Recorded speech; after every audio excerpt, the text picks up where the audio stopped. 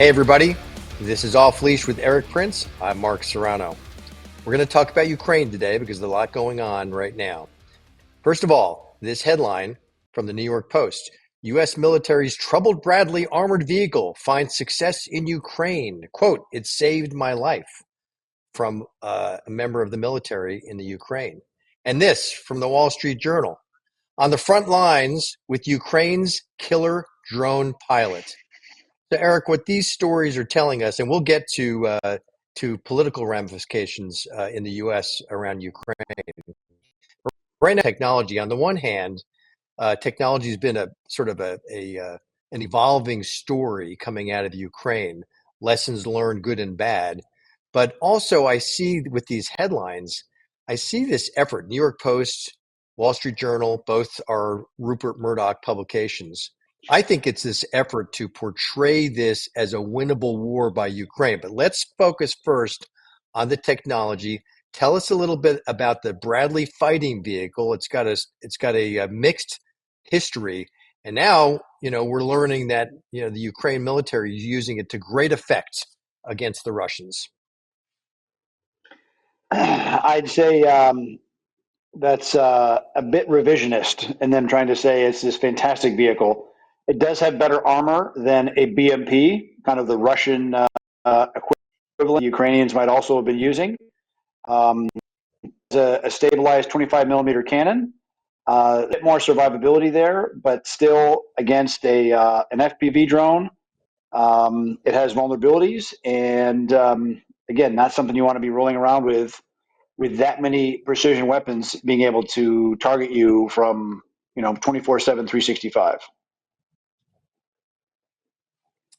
Yeah, so the New York Post is basically trying to say, with wasteful government spending, the America of Bradley fighting vehicle has seen late life success on the Ukrainian front lines.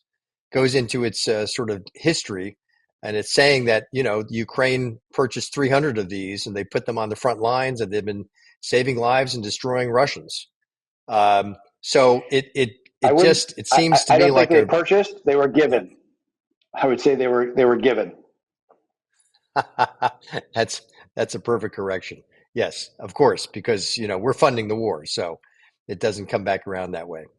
Uh, yeah, so it's this whole story about the success they've met on the front lines with it, and then of course at the same time we've got this story in the Wall Street Journal. Let me just read you a line from this: on the front lines with Ukraine's killer drone pilot. The 20-year-old resembles many in Gen Z. He sports a scruffy man bun, plays video games, and is often seen puffing on e-cigarettes. But once his shift begins, he operates with cold precision. This is Darwin, a code name, and he's one of Ukraine's most skilled and deadly drone pilots with over 300 confirmed strikes in Russian positions. And the photos, of course, show the man bun, fingernail polish on him, and he's a gamer. This is not sort of the image of a lethal killer. But what should we believe from the Wall Street Journal in this profile, the art of the reporter embedded with the drone pilot? He's basically a gamer killing Russians. I mean, what's the message they're trying to send, and what's the truth about drone technology in this war? Well, that's the development of drone technology is probably the only good news story on the side of the Ukrainians. The fact is, good gamers transition very well to good drone pilots. In fact, there's simulators you can fly based on video games. The war has changed significantly, and the drone tech thing, an operator to smack a target up to 15, 20 kilometers away with a cheap drone that they've armed is truly revolutionary, and that drone costs $2,000 to $3,000 compared to $150 for a U.S. Raytheon or U.S. made Javelin missile with a $200,000 launcher.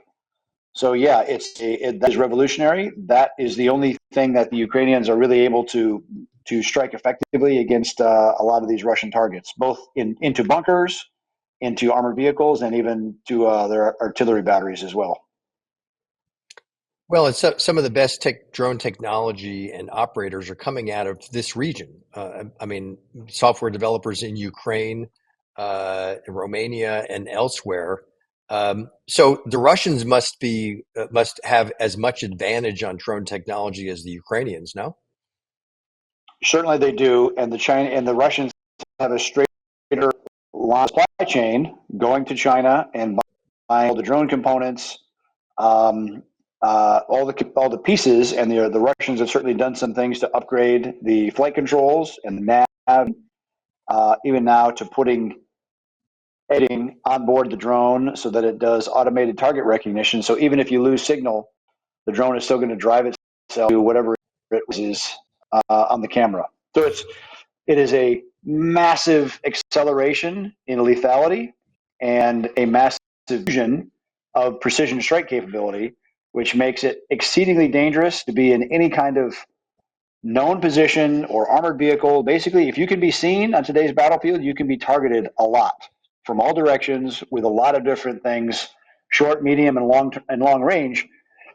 So again, I don't think the U.S. military is fully adapting and learning. Certainly, the procurement system is not, because we continue to buy an $80,000 loitering munition, which doesn't work, compared to a $3,000 FPV drone loitering munition that does work.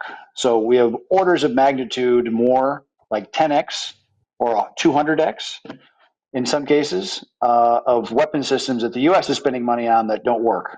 And they need to adjust quickly, or it's going to be a very, very rude adjustment coming against a modern opponent. Yeah. So Eric, let me just ask you this one additional question on drone technology. Do we have enough information to know if kamikaze drones are more lethal?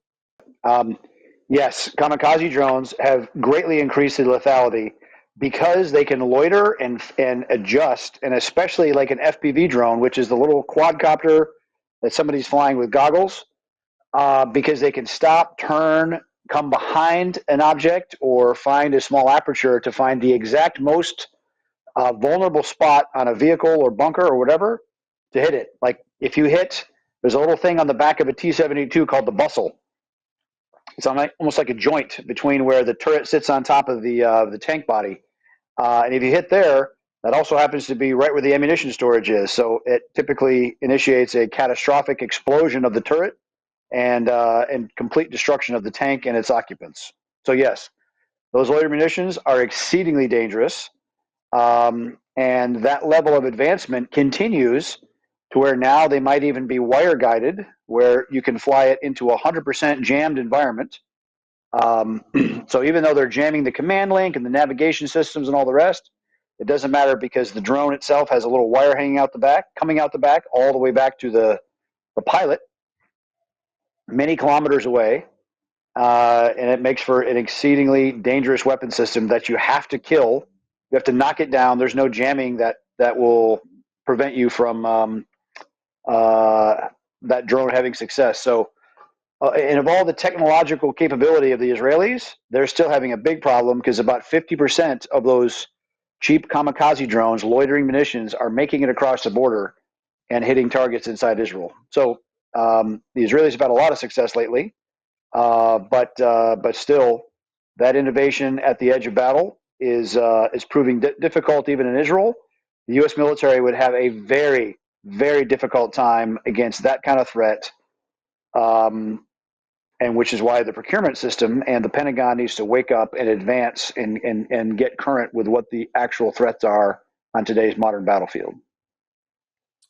So call me suspicious, but we've got this one story in the New York Post, talking about the success of the Bradley, same day Wall Street Journal, basically the same publisher, talking about drone technology and its great success in the battlefield.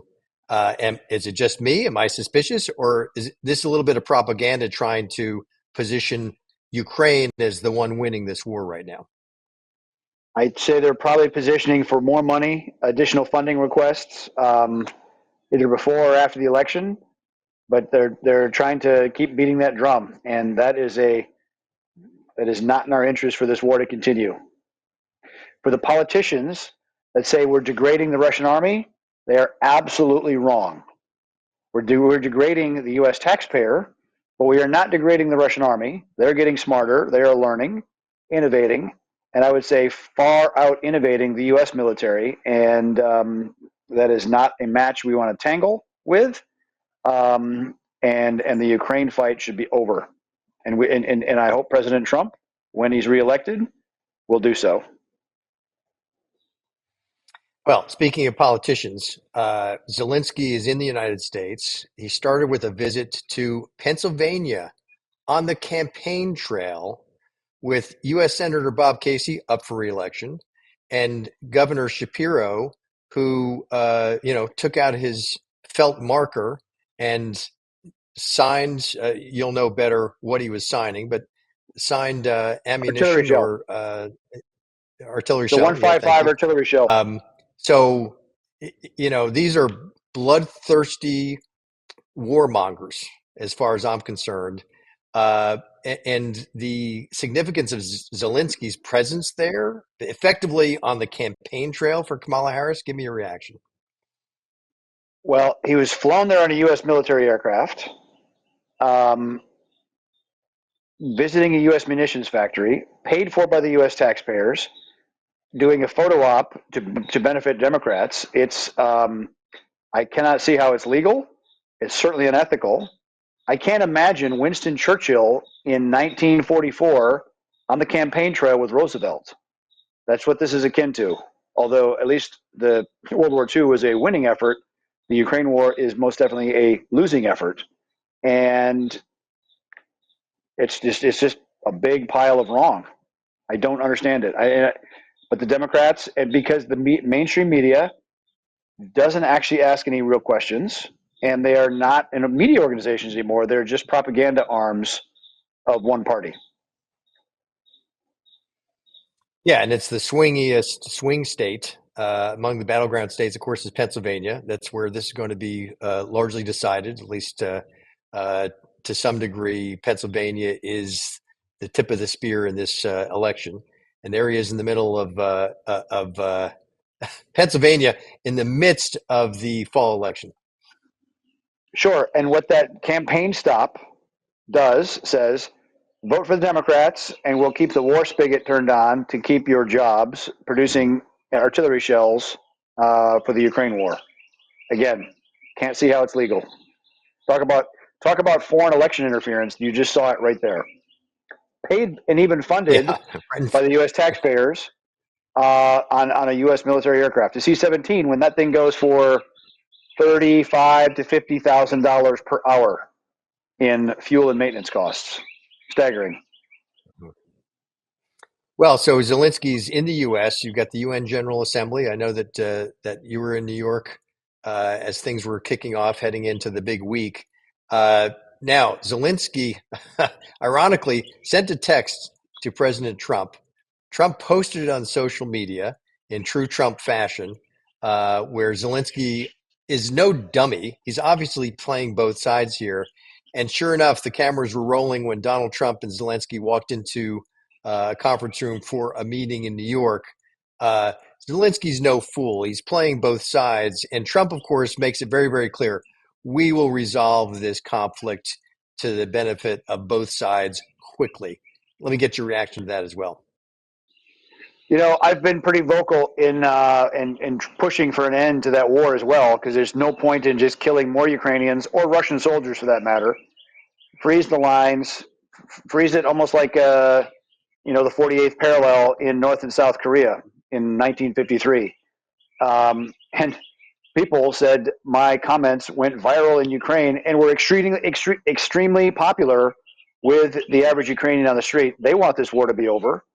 And, Zelensky blew right past having an election, a supposed to be election this fall. So he is um, effectively an illegitimate ruler right now of Ukraine. So it's amazing how the Democrats, the party of democracy and saving democracy, ignore democracy in Ukraine, and certainly even swap their party candidates without even having a vote or a primary or anything like that. So, and we'll talk about Venezuela soon. Another place that they're just ignoring the assault, the obliteration of actual democracy. Well, let's exit on this for this segment, Eric. We're 2.5 years into this war. Uh, clearly the warmongers in Washington from both parties have been fanning the flames for this thing, demonizing Russia. Clearly, Russia was the aggressor, but Russia is also reacting to this history of NATO expansion where they're feeling the threat. I think that the sides of this war have been muddled because it's gone on so long that the average American voter is not going to be able to discern the sides, other than the fact that we are funding and financing this war where Europe is only covering 10% of the cost. So, how do you think this is filtering through to voters at this late stage of this conflict? I think if you spun the globe and asked 100 people on the streets of America to find Ukraine and point to it on a globe, within 5 seconds of the globe stopping spinning, maybe one could actually find Ukraine. That's how little people know about this conflict. And it really shows how easily propagandized they are to be fed a line of nonsense by mainstream media. I mean, really, if you're going to have an opinion on Ukraine, understand the history, understand the borders.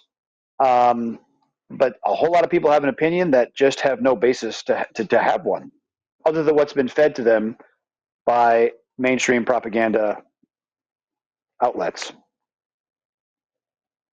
Well, not so for viewers of Off Leash, because we've covered Ukraine thoroughly over the last several months. People have learned a lot from you about the history, about the border, and the U.S. national interest or lack thereof in this conflict with more spending. Last word to you on this topic, Eric.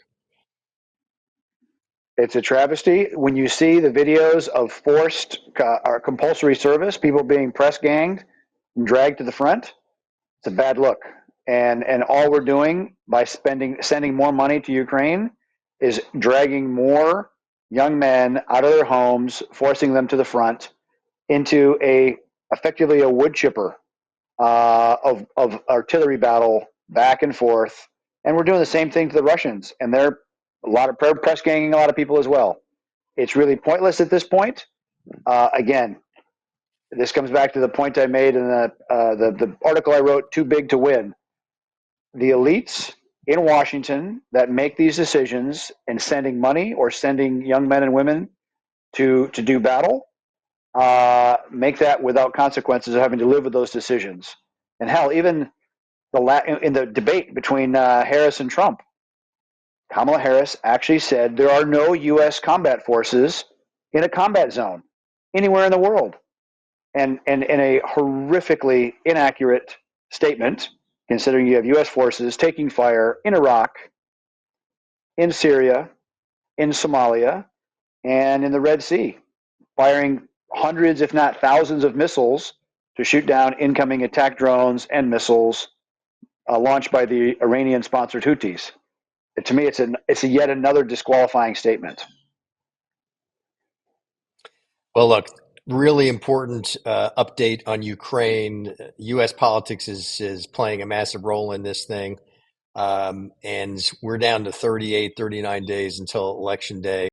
Let's hope for a massive victory by Donald Trump so he can resolve this conflict and end the killing in Ukraine. That's it for us here on Off Leash. Don't forget our sponsor, Unplugged.com. Go to unplugged.com/off leash to get your unplugged phone today to protect your data and your security. For now, this is Off Leash with Erik Prince. I'm Mark Serrano. Thanks for joining.